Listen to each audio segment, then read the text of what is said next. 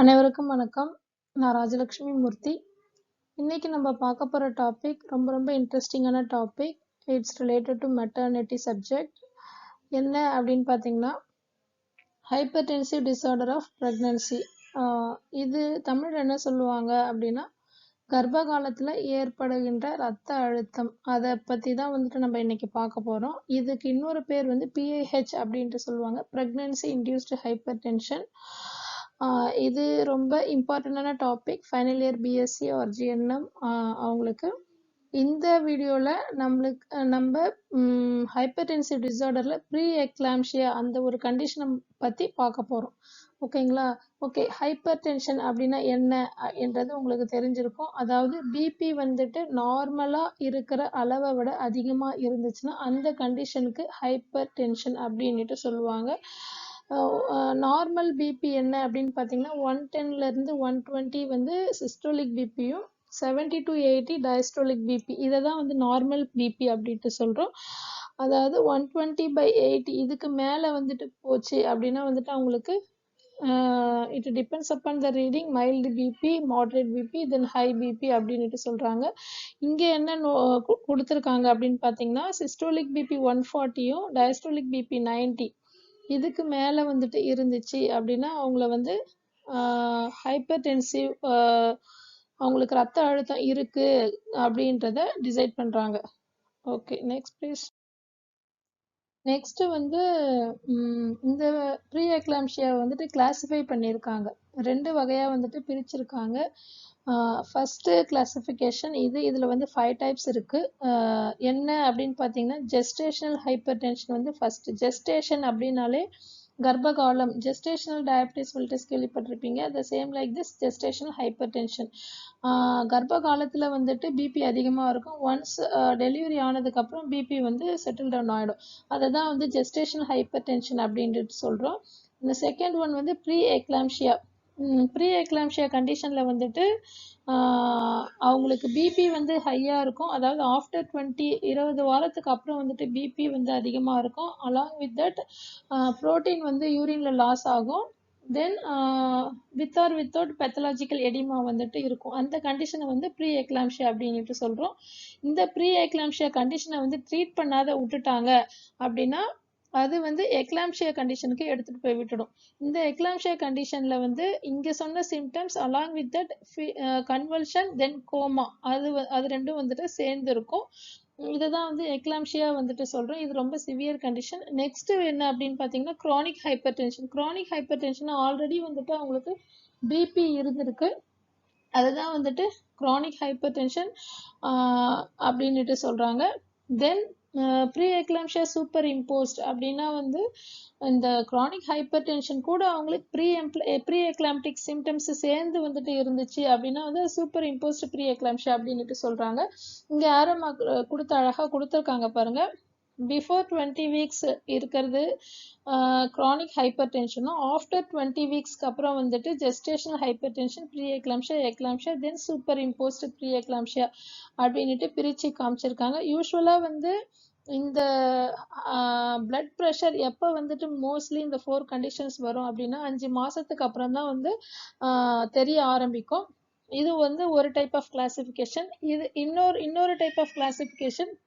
அதுல 2 டைப்ஸ் இருக்கு, primary, secondary. Primary 70% of peoples affect ஆகுறாங்க. இது ஏன் இன்னொரு டைப் ஆஃப் கிளாசிஃபிகேஷன் பிரிச்சிருக்காங்க அப்படின்னு கேட்டாங்கன்னா, இப்போ சப்போஸ் கேஸ் வருது அப்படின்னா உங்களுக்கு ஆல்ரெடி ப்ரீ எக்ஸிஸ்டிங் டிசார்டரா இல்லை சடனா வருதா அப்படின்றத ஐடென்டிஃபை பண்றதுக்காக அவங்க பிரைமரி, செகண்டரி அப்படின்னுட்டு பிரிச்சிருக்காங்க. பிரைமரியில ப்ரீ எக்லாம்ஷியா, எக்லாம்ஷியா. தென் செகண்டரியில pre eclampsia, eclampsia superimposed on chronic hypertension. அதில் 25% ஆஃப் பீப்புளும், then eclampsia superimposed on chronic renal disease. அதில் 5% ஆஃப் பீப்புளும் அஃபெக்ட் ஆகுறாங்க அப்படின்ட்டு சொல்றாங்க. கிளாசிஃபிகேஷன் கிளியரா? Okay, next please. Okay, pre eclampsia அப்படின்னா அதுக்கு என்ன டிஃபைன் அப்படின்னு பார்த்தீங்கன்னா, அது ஒரு மல்டி சிஸ்டம் டிசார்டர். ஏன் மல்டி சிஸ்டம் டிசார்டர் அப்படின்ட்டு சொல்றோம் அப்படின்னு பார்த்தீங்கன்னா, அது வந்து உடம்புல இருக்க எல்லா ஆர்கன்ஸையும் மோஸ்ட்லி வந்துட்டு அஃபெக்ட் பண்ணுது. Liver, kidney, brain, eyes, lungs எல்லாத்தையுமே அஃபெக்ட் பண்றதுனால அது மல்டி சிஸ்டம் டிசார்டர் என்று சொல்றோம். இதனோட அன்னோன் ஈட்டியாலஜி, அதாவது இதுக்கு எக்ஸாக்ட் காசஸ் வந்துட்டு இன்னும் கிளியரா தெரியல. பட் ரிஸ்க் ஃபேக்டர்ஸை வச்சு இது இருக்கலாம் அப்படின்ட்டு தான் சொல்லியிருக்காங்க. இதுல பிபி வந்து 140/90 mmHg இதுக்கு மேல போனாலும், அது யூரின்ல வந்துட்டு புரோட்டீனூரியா ப்ரெசன்ட் ஆயிருந்தாலும் இந்த கண்டிஷனை வந்துட்டு நம்ம ப்ரீ எக்லாம்ஷியா அப்படின்ட்டு சொல்றாங்க. இந்த ப்ரீ எக்லாம்டிக் ஃபியூச்சர்ஸ் வந்துட்டு வேற எந்த கண்டிஷன்ல இருக்கும் அப்படின்ட்டு சொல்றாங்க பாத்தீங்கன்னா, ஹைட்ரடிடிஃபார்ம் மோல், அதாவது மதருக்கு வந்து பிரெக்னன்சி சிம்டம்ஸ் எல்லாமே இருக்கும். பட் அது வந்து அவங்க ட்ரூவா வந்து கன்சீவ் ஆயிருக்க மாட்டாங்க. தமிழ்ல வந்துட்டு முத்துப்பிள்ளை அப்படிலாம் வந்துட்டு சொல்லுவாங்க. அந்த அந்த கண்டிஷன்லயும் இந்த ஹைட்ரடிஃபார்ம் மோல்லாம், தென் அக்யூட் பாலிஹைட்ராமியாஸ், இந்த 2 கண்டிஷன்லயும் இந்த ப்ரீ எக்லாம்டிக் ஃபியூச்சர்ஸ் வந்துட்டு இருக்கும் அப்படின்ட்டு சொல்றாங்க. ஓகேங்களா? டெஃபினேஷன் வந்துட்டு இப்போ கிளியரா? ப்ரீ எக்லாம்ஷியானா பெத்தலாஜிக்கல் எடிமா இருக்கும், புரோட்டீன் வந்துட்டு யூரின்ல லாஸ் ஆகும், then high blood pressure, abdominal growth எல்லாம் வந்துட்டு ரொம்ப அதிகமா இருக்கும். Next please. ஓகே, இதனோட இன்சிடென்ட் ரேட் அப்படின்னு பார்த்தீங்கன்னா 5 to 15% ஆஃப் பீப்புள் வந்து ஹாஸ்பிட்டலில் வந்து செக் பண்ணுறவங்களுக்கு டிடெக்ட் பண்ணுறாங்க. பிரைமரி மதர் வந்து 10% ஆஃப் பீப்புளும், மல்டி மதர் வந்து 5% ஆஃப் பீப்புளும் வந்துட்டு அஃபெக்ட் ஆகுறாங்க. ஓகேங்களா? இது எப்படிலாம் வந்துட்டு ஃபைண்ட் அவுட் பண்ணலாம், அதாவது எப்படி வந்து டயக்னோஸ்டிக் பண்ணி கண்டுபிடிக்கலாம் அப்படின்னு பார்த்தீங்கன்னா, ஃபர்ஸ்ட் வந்து பிபி, பிளட் ப்ரெஷர் வந்துட்டு எடுத்ததும் போனதும் போயிட்டு பிபி ஒன்ஸ் செக் பண்ணதும் ஓகே உங்களுக்கு பிபி இருக்கு, நீங்க ஹைப்பர் டென்சிவ் மெடிகேஷன் எடுத்துக்கோங்க அப்படின்னு யாரும் சொல்ல மாட்டாங்க. பிபியை வந்துட்டு மானிட்டர் பண்ணுவாங்க, நிக்க வச்சு, உட்கார வச்சு, படுக்க வச்சு, அந்த மாதிரி மானிட்டர் பண்ணுவாங்க. 4th hourly 6th hourly according to the criteria they use to monitor the BP. Blood ப்ரெஷரை வந்துட்டு செக் பண்ணுவாங்க. நெக்ஸ்ட் என்ன பார்ப்பாங்க அப்படின்னு பார்த்தீங்கன்னா, மீன் ஆர்டீரியல் ப்ரெஷர், இதை வந்து மேப் பண்ணிட்டு ஷார்ட்டா சொல்லுவாங்க. இதனோட வேல்யூ வந்துட்டு 105 mmHg, அதை வந்துட்டு கிராஸ் பண்ணாத இருக்கணும். அது 105 இல்லை அதுக்கு மேலே 105க்கு மேலே அதனோட ரீடிங் வந்துட்டு இருந்துச்சு அப்படின்னா அவங்களுக்கு இந்த ப்ரீ எக்லாம்ஷியா இருக்கு அப்படின்ட்டு சொல்றாங்க. இது வந்துட்டு மீன் ஆர்டீரியல் ப்ரெஷர் கால்குலேட் பண்றதுக்கான ஃபார்முலா இது கொடுத்துருக்காங்க பாருங்க. சிம்பிளா வந்துட்டு உங்களுக்கு டைம் இருந்தா போட்டு பாருங்க. இதனோட வேல்யூ வந்து 90 வந்துட்டு வரும். இப்போ ரீடிங் வந்து இந்த மேப்போட ரீடிங் 105 நான் ஆல்ரெடி சொல்லியிருந்தேன். அதை வந்து எக்ஸீட் ஆகாத வந்துட்டு இருந்துச்சு அப்படின்னா அவங்களுக்கு ப்ரீ எக்லாம்ஷியா இல்லைன்னு அர்த்தம். இல்லை 105க்கு மேலே இருந்துச்சுன்னா somewhat significantly we have to monitor the BP. அவங்களுக்கு along with ப்ரீ எக்லாம்டிக் ஃபியூச்சர்ஸ்லாம் இருந்துச்சு அப்படின்னா அவங்க இது ப்ரீ எக்லாம்ஷியா இருக்கும் அப்படின்ட்டு சஜஸ்ட் பண்ணுவாங்க. நெக்ஸ்ட் வந்து யூரின் டெஸ்ட் பார்ப்பாங்க. தென் எடிமா வந்துட்டு physiological edema, pathological edema, 2 types of edema இருக்கு. அதுல எப்படி நீங்க எடிமாவை வந்துட்டு டிஃப்ரென்ஷியேட் பண்ணுவீங்க அப்படின்னு பார்த்தீங்கன்னா, பிசியலாஜிக் எடிமானா வந்துட்டு நார்மலாக வந்து ப்ரெக்னென்ட் உமனுக்கு because of gravid uterus end of the 7th மந்த்துக்கு மேலே வந்துட்டு அவங்களுக்கு வீனஸ் சர்க்குலேஷன் எல்லாம் கீழே போகிறதுனால காலெல்லாம் வந்துட்டு வீங்கி போகும். அப்போ பில்லோ வந்துட்டு ரைஸ் பண்ணி வச்சு படுத்தாங்கன்னா மார்னிங் எழுந்திருக்கிறப்ப டிஸப்பியர் ஆகும்.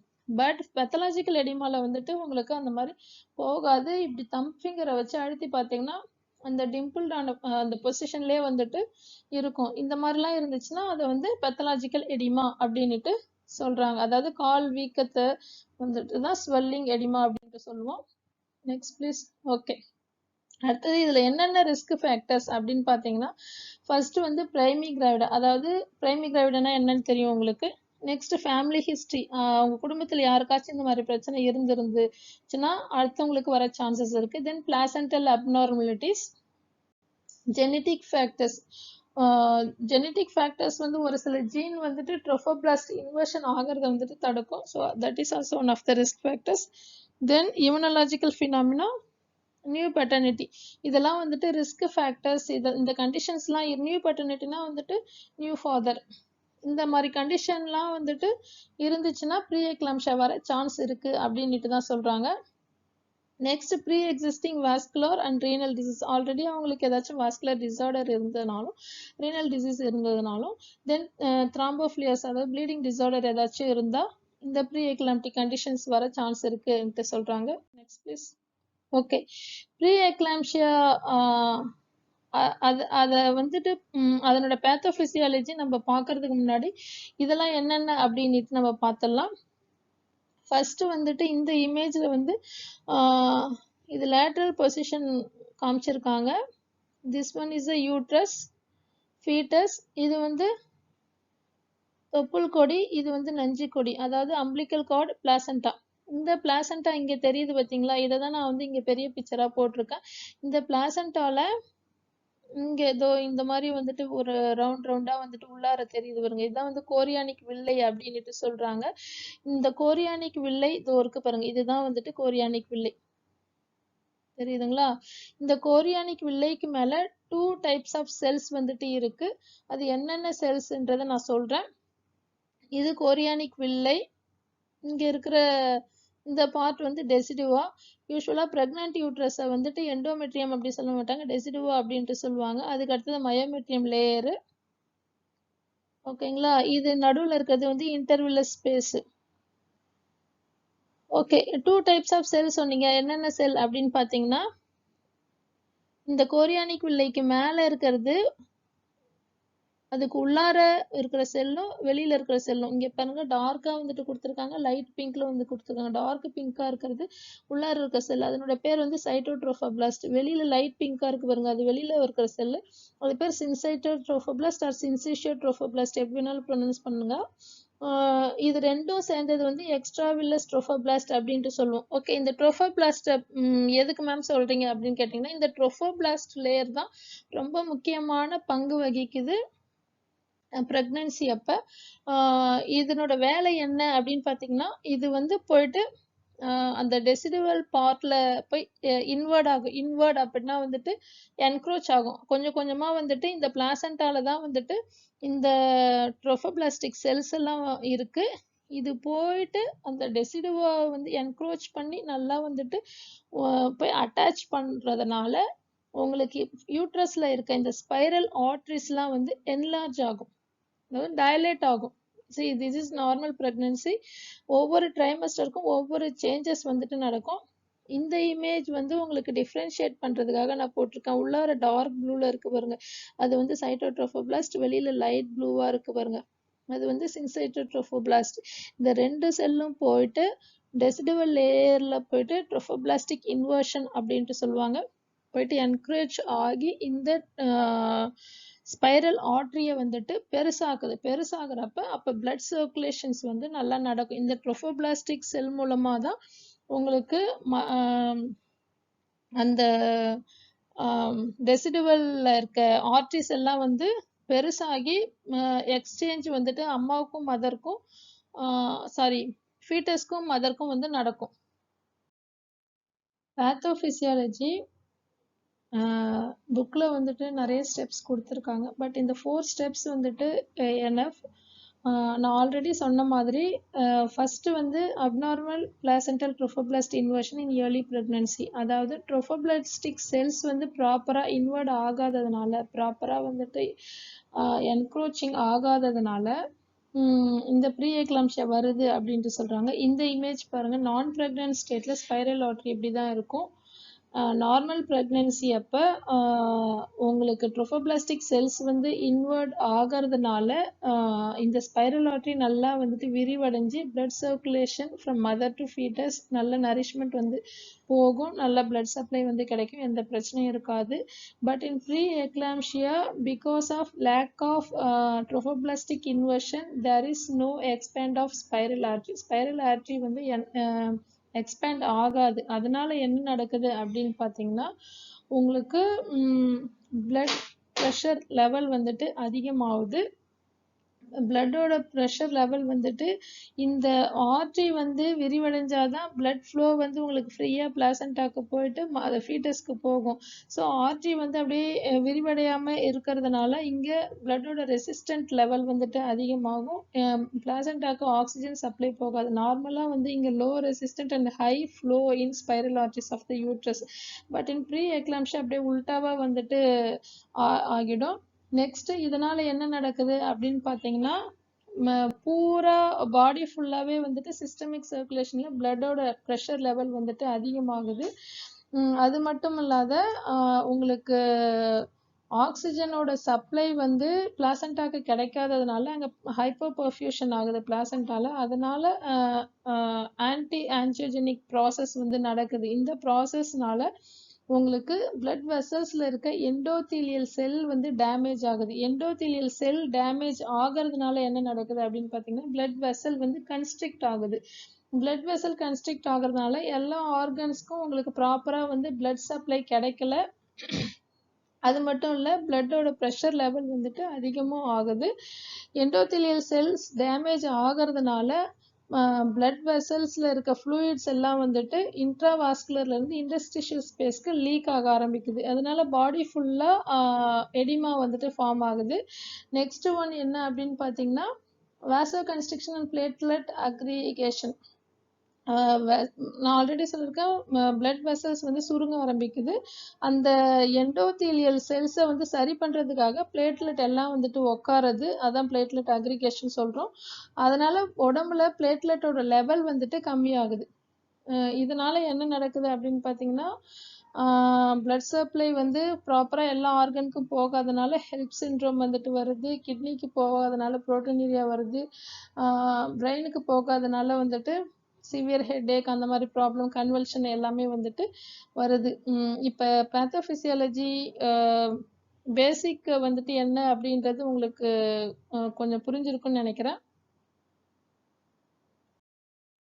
இந்த பேத்தோபிசியாலஜி இது வந்து கார்ட்டூன் இமேஜ் வந்து உங்களுக்கு புரியறதுக்காக வந்து போட்டிருக்கேன். இதுல வந்துட்டு this one is a placenta umbilical card. Already நான் வந்துட்டு சொன்ன மாதிரி ட்ரோஃபோபிளாஸ்டிக் இன்வர்ஷன் வந்துட்டு லேக் ஆகிறதுனால உங்களுக்கு ஸ்பைரல் ஆர்டரிஸ் வந்து விரிவடைய மாட்டேங்குது. அது விரிவடையாதனால உங்க பிளாசண்டாக்கு போற பிளட் சப்ளை வந்து கம்மியாகுது. பிளாசண்டாக்கு பிளட் சப்ளை வந்துட்டு கம்மியாச்சு அப்படின்னா வந்து அதுல பிளாசென்டல் ஹைப்பர் பர்ஃபியூஷன், அதாவது ஆக்சிஜனோட லெவல் வந்துட்டு அங்க இருக்க செல்ஸ்க்கு கிடைக்க மாட்டேங்குது. பிளாசென்டா வந்து லைட்டா செப்பரேட் ஆக ஆரம்பிக்குது. அதனால என்ன ஆகுது அப்படின்னு பார்த்தாங்கன்னா பிளாசென்டா வந்து ப்ரோ இன்ஃப்ளமேட்டரி ப்ரோட்டீன்ஸ் வந்துட்டு ரிலீஸ் பண்ணுது மெட்டர்னல் சர்க்குலேஷன்ல. இது வந்து இப்போ என்ன நடக்குது அப்படின்னு பார்த்தீங்கன்னா ஆன்டி ஆன்ஜியோஜெனிக் ப்ராசஸ் வந்துட்டு நடக்குது. அதனால என்ன ஆகுது அப்படின்னு பார்த்தீங்கன்னா யூஸ்வலாக வந்து ஆன்ஜியோஜெனிக் ஃபேக்டர் வந்து பிளாசென்டால இருந்துட்டு ஃபார்ம் ஆகும். அது வந்து நியூ பிளட் வெசல்ஸை ஃபார்ம் பண்ணி அதில் பிளட் சர்க்குலேஷனை வந்துட்டு நல்லா வந்துட்டு பண்ற வேலையை தான் வந்துட்டு அந்த ஆன்ஜியோஜெனிக் ஃபேக்டர்ஸ் வந்து பண்ணுது, குட் வாஸ்குலரைசேஷனை. பட் இங்க வந்து ஆன்டி ஆன்ஜியோஜெனிக் அதுக்கு ஆப்போசிட்டா வந்துட்டு நடக்கிறதுனால என்ன ஆகுது அப்படின்னு பார்த்தீங்கன்னா பிளட் வெசல்ஸ்ல இருக்க எண்டோதீலியல் செல்ஸை வந்து டேமேஜ் பண்ணுது. அது டேமேஜ் ஆகிறதுனால உங்களுக்கு பிளட் வெசல்ஸ்ல இருக்கிற ஃப்ளூயிட்ஸ் பிளட் எல்லாமே வந்துட்டு லீக் ஆக ஆரம்பிக்குது. இன்ட்ராவாஸ்குலர் ஃப்ளூயிட் வந்து பிளட் வெசல்ஸ்ல இருந்து இன்டர்ஸ்டிஷியல் ஸ்பேஸ்க்கு வந்து லீக் ஆகுது. அதனால பாடி ஃபுல்லா வந்துட்டு எடிமா வந்துட்டு உங்களுக்கு வருது. எண்டோதீலியல் செல்ஸ் டேமேஜ் ஆகிறதுனால உங்களுக்கு பிளட் வெசல்ஸ் வந்து கன்ஸ்ட்ரிக்ட் ஆகுது, அதாவது சுருங்குறதுனால உங்களுக்கு எல்லா ஆர்கனுக்கும் பிளட் சப்ளை போகிறது கம்மியாகுது. கிட்னிக்கு வந்து பிளட் சப்ளை கம்மியாகிறதுனால உங்களுக்கு அதுல வந்துட்டு புரோட்டீன் வந்து லாஸ் ஆகுது. தென் அது மட்டும் இல்லாத லிவரும் வந்து அஃபெக்ட் ஆகுது. இதுல வந்து ஹெல்ப் சிண்ட்ரோம் அப்படின்ட்டு சொல்லுவாங்க. ஹீமோலைசிஸ்னா இங்க வந்து பிளட் சப்ளை கிடைக்காதனால ஆர்பிசி ப்ரொடக்ஷன் வந்துட்டு நடக்க மாட்டேங்குது, டெஸ்ட்ராய் ஆகுது. தென் எலிவேட்டட் லிவர் என்சைம், லிவரோட என்சைம் அது கிரியாட்டின் லெவல் எல்லாம் வந்துட்டு அதிகமாகுது. தென் லோ பிளேட்லெட் கவுண்ட், பிளேட்லெட்டோட அளவு வந்துட்டு கம்மியாகுது. இதுதான் வந்து ஹெல்ப் சிண்ட்ரோம் அப்படின்ட்டு சொல்றோம். அது மட்டும் இல்ல பிரெயினுக்கு வந்துட்டு போற பிளட் சப்ளை கம்மியாகிறதுனால உங்களுக்கு ஃபிட்ஸ் கன்வல்ஷன் அந்த மாதிரிலாம் வர சான்சஸ் இருக்கு. தென் பல்மனரி எடிமா இதெல்லாம் வந்துட்டு காம்ப்ளிகேஷன் ஆஃப் ப்ரீ எக்லாம்ஷியா. ஓகேங்களா? பேத்தோஃபிசியாலஜி ஓரளவுக்கு வந்துட்டு உங்களுக்கு புரிஞ்சிருக்கும்னு நினைக்கிறேன்.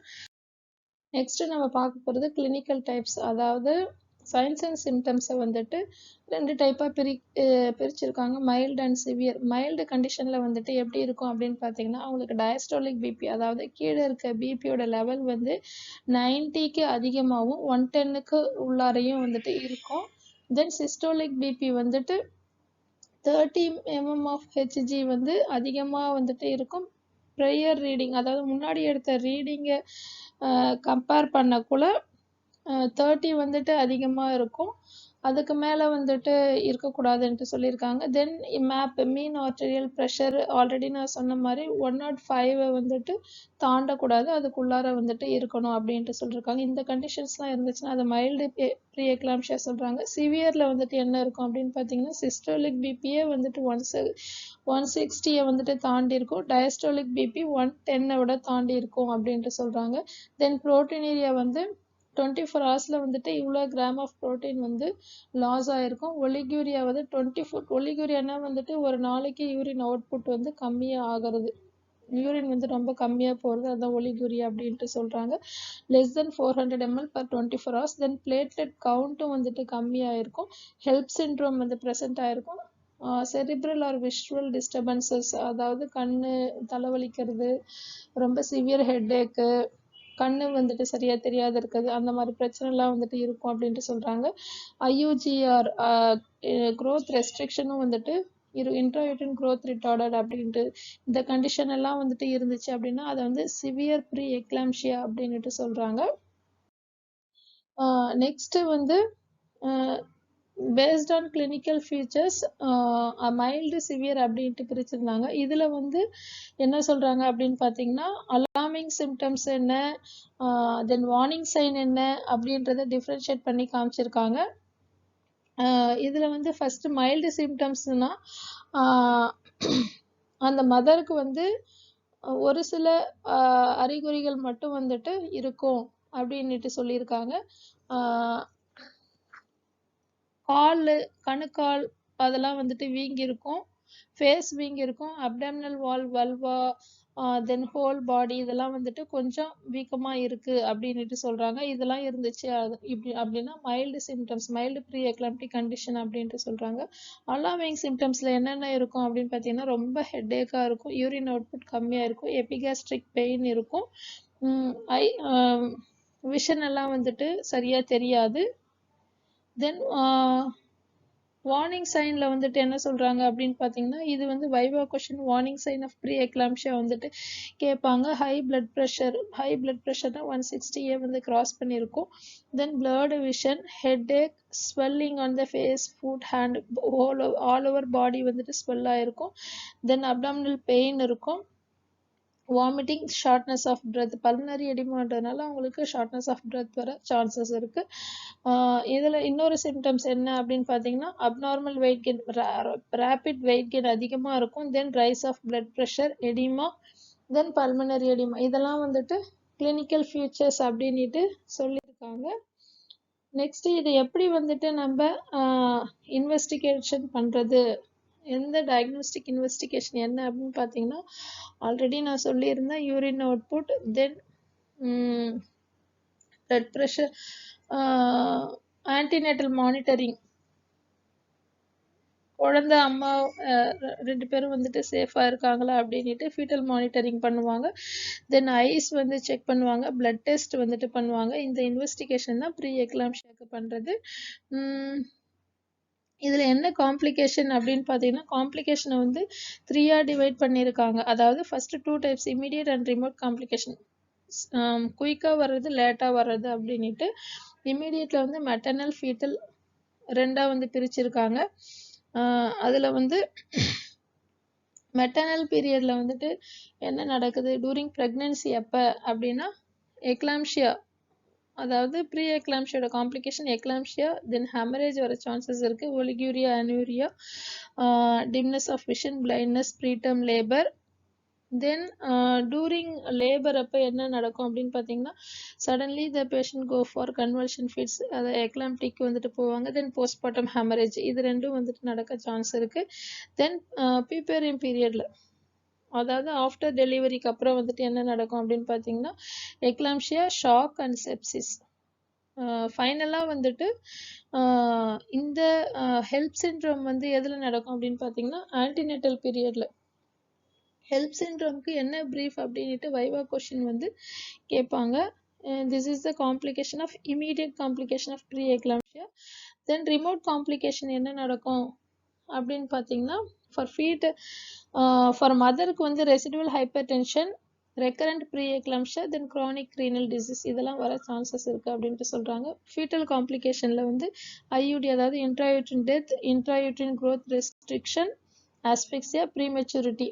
உங்களுக்கு வந்துட்டு பிளட் சப்ளை வந்துட்டு போகலை பிளாசண்டாக்கு அப்படின்னா மதருக்கும் ஃபீட்டஸ்க்கும் ஒழுங்காக நரிஷ்மெண்ட் கிடைக்காது. ஸோ ஐயூஜிஆர் வர சான்சஸ் இருக்குது. பிளாசண்டா வந்து சீக்கிரம் செப்பரேட் ஆகிறதுனால ப்ரீமெச்சூரிட்டியாக வந்து சான்சஸ் இருக்குது. ஐயூடி இதெல்லாமே வந்துட்டு காம்ப்ளிகேஷன். நெக்ஸ்ட் வந்து இதனோட மேனேஜ்மெண்ட் என்ன அப்படின்னு பார்த்தீங்கன்னா ஹாஸ்பிட்டல் ஆர் ஹோம் ட்ரீட்மெண்ட் என்ன கொடுப்பாங்க அப்படின்னு பார்த்தீங்கன்னா ரெஸ்ட், டயட், செடேட்டிவ்ஸ், தென் டயூரிட்டிக்ஸ். டயூரிட்டிக்ஸ் ஏன் கொடுக்குறாங்க அப்படின்னா உங்களுக்கு பாடி ஃபுல்லாக ஸ்வெல்லாக இருக்கிறதுனால ஃப்ளூயிட் வெளியில் எடுத்துகிட்டு வரணுன்றதுக்காக. தென் ஆன்டி ஹைப்பர்டென்சிவ் மெடிகேஷன்ஸ், இது வந்து காமன் மெடிகேஷன்ஸ் வந்து anti hypertensive drugs. It depends upon the patient condition. Anti hypertensive மெடிகேஷன்ஸை வந்து அவங்க ஹார்லி, 4th ஹவர்லி இல்லை ஐவி ஃப்ளூயிட்ஸில் மிக்ஸ் பண்ணி it depends upon the progress chart they will give a medication. இதெல்லாம் லெபிட்டடால், ஹைட்ரலிசின், எஃபிடெபின், நைட்ரோகிளிசரின், சோடியம் நைட்ரோப்ரோசைட் இது எல்லாமே வந்துட்டு ஆன்டி ஹைப்பர்டென்சிவ் ட்ரக்ஸு. இது ஐவி பாட்டிலில் வந்துட்டு கொடுப்பாங்க per hour 2 hours. It depends upon the patient condition. Drops வந்து ஐவி ஃப்ளூயிட்ஸில் கால்குலேஷன் பண்ணி கொடுக்க சொல்லுவாங்க. நெக்ஸ்ட் என்ன சர்ஜிக்கல் மேனேஜ்மெண்ட் வந்து என்ன அப்படின்னு பார்த்தீங்கன்னா depends upon the patient condition. பேஷண்ட்டோட கண்டிஷனை பொறுத்து 3 டைப்ஸாக வந்துட்டு பிரிச்சிருக்காங்க, ஏபிசி அப்படின்ட்டு. ஏபிசியில் வந்து ஏல வந்துட்டு என்ன இருக்குது அப்படின்னு பார்த்தீங்கன்னா ப்ரீ எக்லாம்டிக் ஃபியூச்சர்ஸ், அதாவது ப்ரோட்டீனீரியா, எடிமா எதுவுமே வந்துட்டு இல்லை, அவங்க கம்ப்ளீட்டாக நார்மல் ஆகிட்டாங்க, அவங்கள வந்துட்டு ஏலையும். பியில் வந்துட்டு ப்ரீ எக்லாம்டிக் ஃபியூச்சர்ஸ் வந்துட்டு கண்ட்ரோல் ஆகிருக்கு, பட் பிளட் ப்ரெஷர் வந்துட்டு கொஞ்சம் அப்படியே மெயின்டைன் ஆகிட்டுருக்கு அதிகமாகவே அப்படின்னா அதை பிலையும். தென் சியில் வந்துட்டு இல்லை அவங்களுக்கு எதுவுமே வந்துட்டு கண்ட்ரோல் ஆகலை, அந்த மாதிரி கண்டிஷனை வந்துட்டு சிலையும் வந்து வச்சுருக்காங்க. இதில் வந்து சர்ஜிக்கல் மேனேஜ்மெண்ட்டில் டெர்மினேட் பண்ணுவாங்க. நார்மலாக வந்துட்டு ஒரு மதர் 37 வீக்ஸை வந்துட்டாங்க அப்படின்னா வந்து அவங்களுக்கு இண்டக்ஷன் வந்துட்டு பண்ணுவாங்க. இல்லை 37 வீக்ஸ் இல்லை மதர் வந்துட்டு பிபி எல்லாம் நார்மலாக இருக்குது, ஓகே ப்ரீ எக்லாம்டிக் சிம்டம்ஸ் எல்லாம் வந்துட்டு கண்ட்ரோல் ஆகிருக்குன்னா வந்துட்டு அவங்கள ஹாஸ்பிட்டலைஸ் பண்ணுவாங்க, இல்லை ரெஸ்ட் எடுத்து வீட்டிலே வந்துட்டு இருக்க சொல்லுவாங்க. இல்லை இன்னொரு கண்டிஷனில் வந்துட்டு ஓகே 37 வீக்ஸை கம்ப்ளீட் பண்ணிட்டாங்க, இல்லை ப்ரீமெச்சூர்டாக வந்துட்டு டெலிவரி பண்ணணும், பேஷண்ட்டோட கண்டிஷன் இப்படி இருக்குது அப்படின்னா சிசேரியன் செக்ஷன் வந்துட்டு பண்ணுவாங்க. This is a management of scheme of management of pre eclampsia. இது வந்து நான் தத்தா புக்கில் இருந்து எடுத்திருக்கேன். யூஸ்வலாக வந்து உங்களுக்கு எக்ஸாமில் மேனேஜ்மெண்ட் ஆஃப் ப்ரீ எக்லாம்ஷியா கேட்பாங்க, நர்சிங் கேர் கேட்பாங்க, இல்லைன்னா signs and symptoms of pre eclampsia இதுதான் வந்துட்டு வரும். பேத்தோஃபிசியாலஜிலாம் வந்துட்டு கேட்க மாட்டாங்க. நீங்கள் இந்த ஃப்ளோ சார்ட் போட்டாலே வந்துட்டு உங்களுக்கு மார்க் தருவாங்க. பேத்தோஃபிசியாலஜி கேட்டால் நான் அந்த கார்ட்டூன் இமேஜ் மாதிரி காமிச்சேன் பாருங்கள், அதை மட்டும் ட்ரா பண்ணாலே வந்துட்டு போதும். ஓகே பேத்தோஃபிசியாலஜி புரிஞ்சிருக்கு, கான்செப்ட் தெரிஞ்சிருக்கீங்க அப்படின்றது ஒரு ஐடியா உங்களுக்கு கிடைச்சிடும். So you will get a mark. First pre எக்லாம்ஷியாவில் என்ன பண்ணுறாங்க அப்படின்னு பார்த்தீங்கன்னா ஹாஸ்பிட்டலைஸ் பண்ணுறாங்க. அதில் வந்துட்டு 5 டிவைட் பண்ணியிருக்காங்க. ரெஸ்ட்டு, பிபி வந்து 4 times a day வந்து மானிட்டர் பண்ணுறாங்க. அதுக்கப்புறம் பிளட் டெஸ்ட் எல்லாம் பண்ணுறாங்க, ஐஸை டெஸ்ட் பண்ணுறாங்க, ஃபீட்டல் அசஸ்மெண்ட் பண்ணுறாங்க. ஃபீட்டல் அசஸ்மெண்ட்டில் என்னென்ன அப்படின்னு பார்த்தீங்கன்னா daily fetal movement count, NST, then cardiac CTG, biophysical profile, ultrasound இது எல்லாமே வந்துட்டு ஃபீட்டஸை வந்து மானிட்டர் பண்ணுறதுக்கு. அதுக்கப்புறமா வந்து பிபி வந்து சப்போஸ் அதிகமாக இருந்துச்சு அப்படின்னா ஆன்டி ஹைப்பர்டென்சிவ் மெடிகேஷன் வந்து கொடுக்குறாங்க. செடேட்டிவ்ஸ் வந்துட்டு it depends upon the patient condition, கொடுக்கலாம் கொடுக்காமலும் இருக்கலாம். கம்ப்ளீட்டாக கண்ட்ரோல் ஆயிடுச்சு அப்படின்னா அவங்க டேர்மா ப்ரீ டேர்மான்னு பார்க்குறாங்க. ப்ரீ டேர்ம் அப்படின்னா வந்துட்டு டிஸ்சார்ஜ் பண்ணி வீட்டுக்கு அனுப்பிச்சிடுறாங்க வித் ஆன்டி ஹைப்பர்டென்சிவ் மெடிகேஷனோட. டேர்ம் அப்படின்னா வந்து அவங்கள ஹாஸ்பிட்டலில் வந்துட்டு இருக்க சொல்கிறாங்க. இப்போ 1 வீக் இருக்குது, 2 வீக்ஸ் இருக்குது, 2 வீக்ஸ் வந்தால் வந்துட்டு டேர்மை நெருங்கிடுவாங்க, இடிடி வந்துடும் அப்படின்னா அது வரைக்கும் ஹாஸ்பிட்டலில் வந்துட்டு இருக்க சொல்கிறாங்க. தென் டெர்மினேட் பண்ணுறதுக்கு ரெடி பண்ணுறாங்க. பிபி வந்துட்டு ஹையாகவே இருக்குது, அவங்களுக்கு வந்து கண்ட்ரோல் ஆகலை அப்படின்னா வந்துட்டு அவங்க ப்ரெக்னென்சியை வந்து அட்லீஸ்ட் 37 வீக்ஸ் வரைக்கும் கம்ப்ளீட் பண்ணுறதுக்கு ட்ரை பண்ணுறாங்க. 37 வீக்ஸ் வரைக்கும் முடியல அப்படின்னா அட்லீஸ்ட் 34 வீக்ஸ் வரைக்கும் கம்ப்ளீட் பண்ணுறதுக்கு ட்ரை பண்ணுறாங்க வித் ஆன்டி ஹைப்பர்டென்சிவ் மெடிகேஷன்ஸோட. அதுக்கப்புறமா டெர்மினேட் பண்ணுறதுக்கு வராங்க. அதுக்கப்புறம் இதில் என்ன நடக்குது அப்படின்னு பார்த்தீங்கன்னா பிபி வந்து ஹையாக இருக்குது, தென் ஆன்டி ஹைப்பர்டென்சிவ் மெடிகேஷன்ஸ் கொடுத்தும் வந்துட்டு ஹையாக இருக்குது. அப்படி அந்த கண்டிஷனில் வந்துட்டு என்ன பண்ணுறாங்க அப்படின்னு பார்த்தீங்கன்னா addition of ominous symptoms, other symptoms நான் ஆல்ரெடி வந்துட்டு சொன்ன மாதிரி அந்த அலார்மிங் சிம்டம்ஸ்லாம் வந்துட்டு சேர்ந்து இருந்துச்சு அப்படின்னா அவங்களுக்கு வந்து கப்புள் கவுன்சிலிங் கொடுக்குறாங்க. நல்ல டெர்ஷரி கேர் ஹாஸ்பிட்டலுக்கு வந்துட்டு ட்ரான்ஸ்ஃபர் பண்ணுறாங்க. தென் ப்ரொஃபைலாக்டிக் மெடிகேஷன்ஸ், அதாவது மெக்னீஷியம் சல்ஃபேட்லாம் வந்துட்டு கொடுக்க ஆரம்பிப்பாங்க. சப்போஸ் அவங்களால ப்ரெக்னன்சி கண்டினியூ பண்ண முடியல அப்படின்னா வந்து டெர்மினேட் பண்ணிடுவாங்க. அதுக்காக தான் கப்புள் கவுன்சிலிங்லாம். ஸ்டீராய்ட் தெரப்பி வந்துட்டு இஃப் பாசிபிள்னா வந்துட்டு லெஸ் தென் 34 வீக்ஸ்னா வந்துட்டு கொடுப்பாங்க. இதெல்லாமே வந்துட்டு டெர்மினேஷன் எந்த மெத்தடில் பண்ணுறாங்க அப்படின்னு பார்த்தீங்கன்னா இண்டக்ஷனு, சிசேரியன் செக்ஷன். இண்டக்ஷனில் வந்து ப்ரோஸ்டாக்லாண்டின் ஜெல் வைப்பாங்க, ஏஆர்எம் வந்து ஃபோர்சப்ஸ் வச்சு ரப்சர் பண்ணுவாங்க, தென் ஆக்சிடோசின் இன்ஜெக்ஷன். சிசேரியன் செக்ஷன்னா நேராக வந்துட்டு சிசேரியன் செக்ஷன் பண்ணுவாங்க. ஸோ இதுதான் management scheme of management of pre eclampsia. இந்த ஃப்ளோ சார்ட் போட்டாலே உங்களுக்கு வந்துட்டு மார்க் நல்லா கிடைக்கும். இப்போ ப்ரீ எக்லாம்ஷியானா என்ன, அது வந்துட்டு எதனால் வருது, அதனோட சைன்ஸ் அண்ட் சிம்டம்ஸ் என்ன, அதனோட மேனேஜ்மெண்ட் என்ன அப்படின்றது உங்களுக்கு ஓரளவுக்கு ஒரு ஐடியா கிடைச்சிருக்கும். ஏதாச்சும் புரியலன்னா கேளுங்க. ஸ்டே சேஃப், ஸ்டே ஹெல்தி, ஸ்மார்ட்டாக படிங்க, நீட்டாக படிங்க, கான்செப்டை வந்து புரிஞ்சுக்கோங்க. ஏதாச்சும் டவுட்ஸ்னால் வந்து வீடியோவில் கேளுங்க, கமெண்ட்டில் கேளுங்க. தேங்க்யூ.